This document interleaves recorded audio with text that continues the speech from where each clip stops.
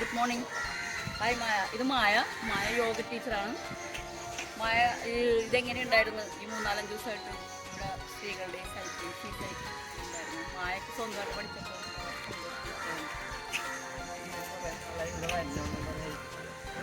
ഇപ്പോഴാണ് വരാൻ പറ്റിയത്. അപ്പോൾ മിസ്സും സാറും നല്ലോണം പറഞ്ഞൊക്കെ തന്ന് നന്നായിട്ട് ചെയ്യാനൊക്കെ പറ്റി. അപ്പോൾ നമുക്ക് നല്ല സന്തോഷമുണ്ട്. അപ്പോൾ നന്നായിട്ട് സൈക്കിളൊക്കെ ചവിട്ടാൻ പഠിച്ചു. എന്നിട്ട് സൈക്കിൾ വാങ്ങിയിട്ട് നമുക്ക് സൈക്കിൾ പഠിക്കാൻ ഓടിക്കാനൊക്കെ തന്നെ എവിടെയെങ്കിലുമൊക്കെ പോവുകയൊക്കെ ചെയ്യല്ല. ഞാൻ നടന്ന് തന്നെ എപ്പോഴും പോണത്. അപ്പോൾ ഈ ഓട്ടോ ഒക്കെ ആശ്രയിക്കുന്ന നേരത്തിന് ഒരു സൈക്കിൾ ഉണ്ടെങ്കിൽ നമുക്ക് വേറെ ഇതൊന്നും വേണ്ട.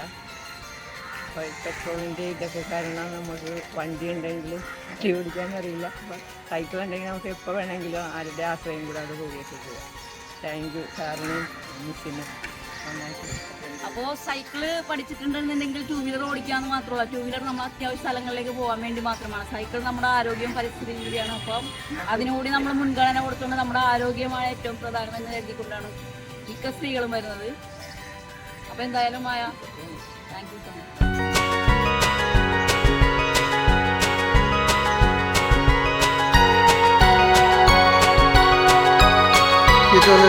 ജിത്തു നിൽക്കേ, മയപ്പെട്ടു ഇവിടെ നിൽക്കുക, അവിടെ നിൽക്കും.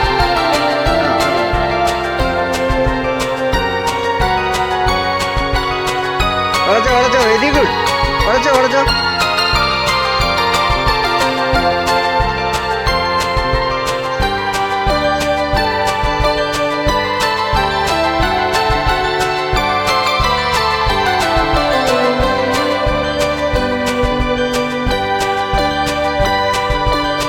കൈ കാണിച്ചേ.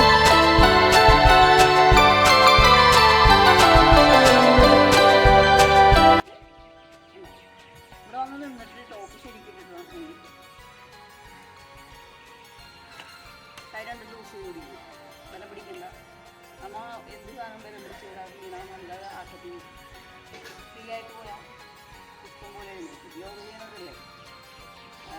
നമ്മുടെ ശരീരത്തിന് വഴക്കം വല്ല സാധനം ഉപയോഗിക്കാം. ഫ്ലെക്സിബിളാണ്, ഇങ്ങനെ ഫ്രീ ആകുമ്പോഴാണ് ഉണ്ടാവും അല്ലേ വില പിടിച്ചാൽ പറഞ്ഞത്. അതുപോലെ തന്നെ സൈക്കിൾ ഫ്രീ ആയിട്ട് പിടിച്ചാൽ ഞാനാടുന്ന പോലെ ചെയ്യും. നേരെ നോക്കുക, റോഡിൽ നടക്കുന്ന പോലെ കാൽപ്പെടൽ നോക്കുക, ഈ കാലകത്ത് നോക്കുക. ഒരു കാരണവശാലും കാലി കൊള്ളണം കേട്ടോ.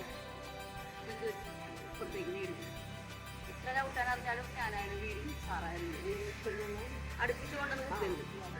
അകത്തി വെക്കണം. എത്ര അകത്തി വെച്ചാൽ അത്ര നല്ലതാ.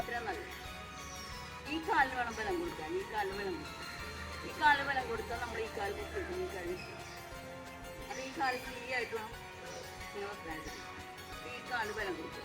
അകത്തി വെച്ചിട്ട് ഈ കാലോട് പുഷ് ചെയ്ത് ഈ സൈക്കിൾ നമ്മൾ ഇങ്ങനെ പിടിക്കുന്നത് കാര്യം അങ്ങോട്ടാ തള്ളണ്ടോ, ഇങ്ങോട്ടല്ല. നമ്മ ഇങ്ങനെ വലിച്ചിട്ട് അങ്ങ് തള്ളിയാൽ പോകൂല വണ്ടി. പക്ഷെ ഇങ്ങനെ പിടിച്ചിട്ട് ഫ്രീ ആക്കിയിട്ട് കാലിങ്ങനെ പുഷ് ചെയ്ത് കാലിൻ്റെ പുഷിങ്ങനെ പോകണം.